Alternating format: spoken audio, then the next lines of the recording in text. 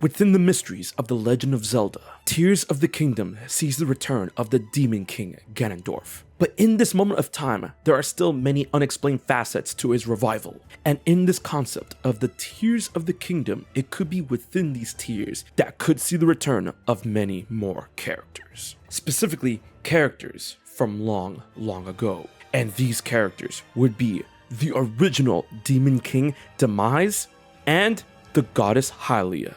But how would these characters come back in Tears of the Kingdom? This takes place eons ahead of that of Skyward Sword, and these characters gave up their existence in one way or another. Well, I don't believe that these characters will return in Tears of the Kingdom as separate entities aside from that of Zelda and Ganondorf. Rather, these entities will be channeled by their corresponding successors, in which Ganondorf will be channeling Demise, taking on his appearance and possibly knowledge and power, while Zelda will be channeling Hylia, which means that this mysterious character that we saw in the trailer will indeed be the personification of the goddess Hylia. One massive pointer to this idea is that, while there are drastic differences in their physical appearance, this character is wearing the same earrings, the same headpiece, and utilizing the same tear that Zelda has been seen to wear in the trailer, along with the fact that they have the same eye color. Furthermore, this character seems to be utilizing the same sealing power that Zelda does when attacking a bunch of Moldugas in this scene, which makes me believe that Zelda takes on a state in which she becomes this character being the goddess Hylia.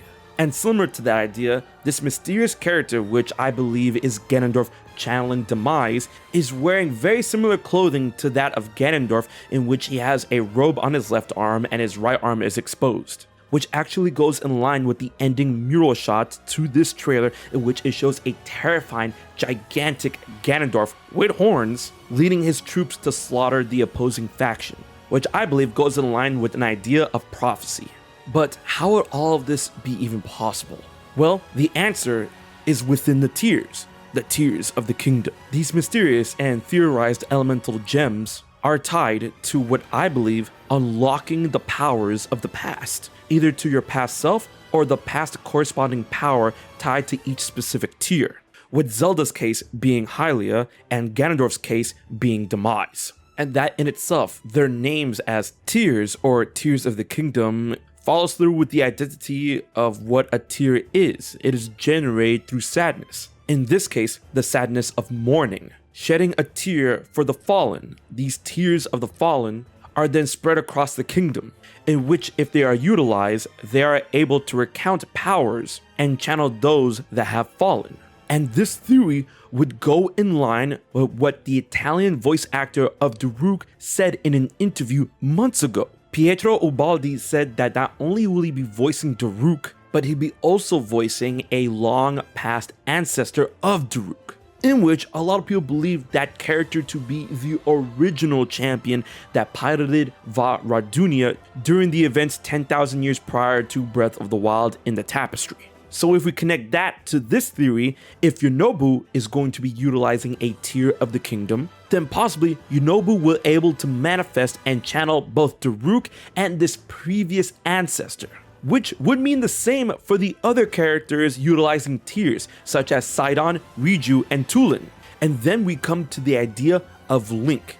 If he were to gain a tear of the kingdom, wouldn't it be an incredibly hyped thing for him to use a tear to channel all of the previous heroes throughout the history of The Legend of Zelda, getting to the point where he channels the original hero. And that original hero can mean a ton of things. The hero that we see in the Tapestry, Skyward Sword Link, or the goddess Hylia's mysterious original knight spoken in legend within the events of Skyward Sword.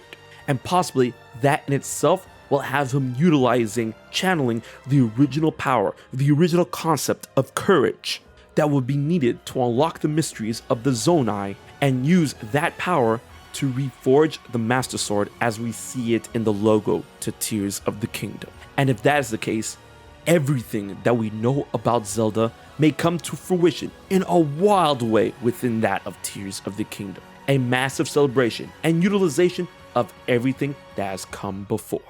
Let me know what you think about this theory in the comment section below. And be sure to like, share, and most importantly, subscribe to HMK. If we hit 200k before the game releases, I'll be giving away multiple copies of the game, including a collector's edition and a special edition Switch OLED. So until the next video, this has been HMK, and I'll check you guys later.